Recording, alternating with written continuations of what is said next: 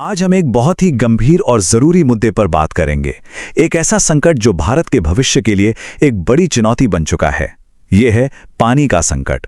और यह एक ऐसी चेतावनी है जिसे हम और नजरअंदाज नहीं कर सकते। चलिए इसकी शुरुआत कुछ चौंकाने वाले आंकड़ों से करते हैं। 40%, ये सिर्फ एक नंबर है ना?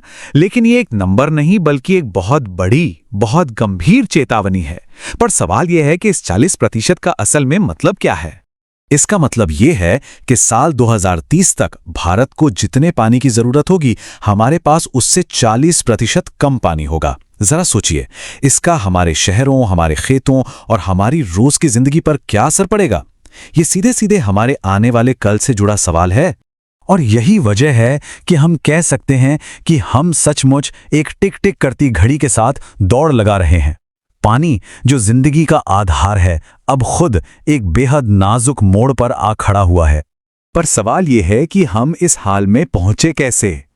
देखिए, ये संकट किसी एक वजह से नहीं आया है। ये तो कई वजहों का, कह सकते हैं, एक परफेक्ट स्टॉर्म है, जहां हर कारण दूसरे को और बढ़ावा दे रहा है। चलिए देखते हैं कि इसके पीछे कौन सी ताकतें काम कर रही हैं।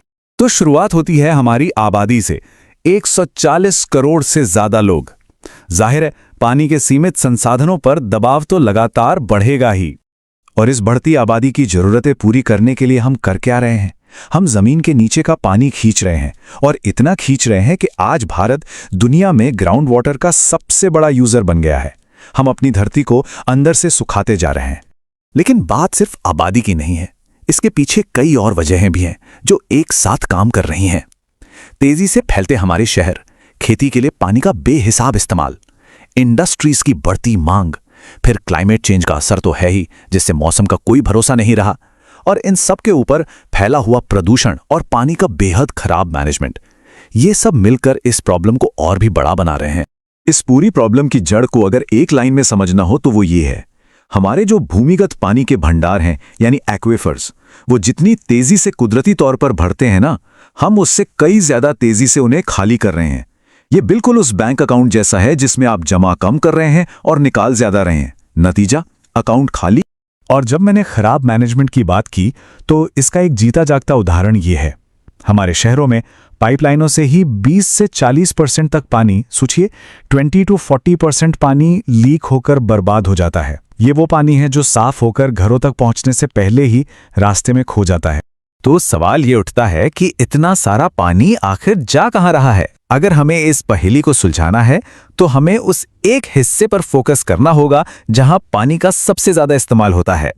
और ये चार्ट सारी कहानी खुद बता देता है। भारत का जो भी मीठे पानी का स्टॉक है, उसका 80%, जी हां 80% हिस्सा सिर्फ और सिर्फ खेती में इस्तेमाल होता है। इसका मतलब साफ है, अगर पानी के संकट का हल चाहिए तो हमें खेती के तौर तरीकों पर ध्यान देना ही होगा।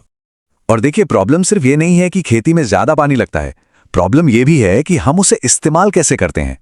जो हमारा पारंपरिक तरीका है, फ्लड इरिगेशन, मतलब खेत में पानी भर देना, उसमें पानी की भयानक बर्बादी होती है।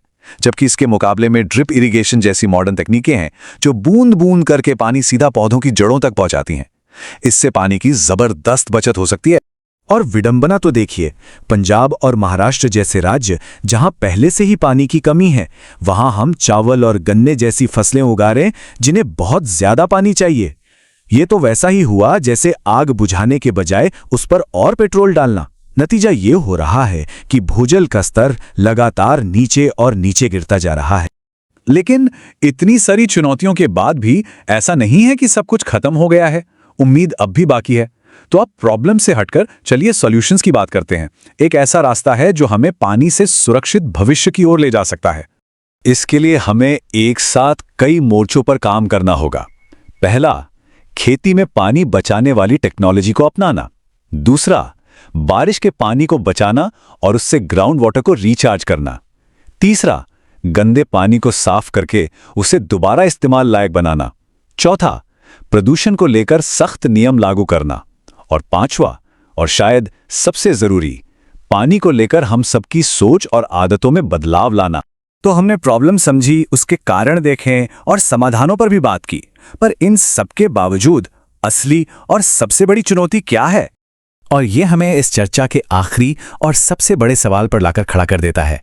जब हमें समाधान पता है, जब हमारे पास ड्रिप इरिगेशन जैसी टेक्नोलॉजी है, जब हम जानते हैं कि रेन वाटर हार्वेस्टिंग कैसे करनी है, तो फिर हम पीछे क्यों हैं? क्या असली चुनौती टेक्नोलॉजी की कमी है या फिर हम सबकी मिलकर एक साथ काम करने की इच्छा शक्ति की?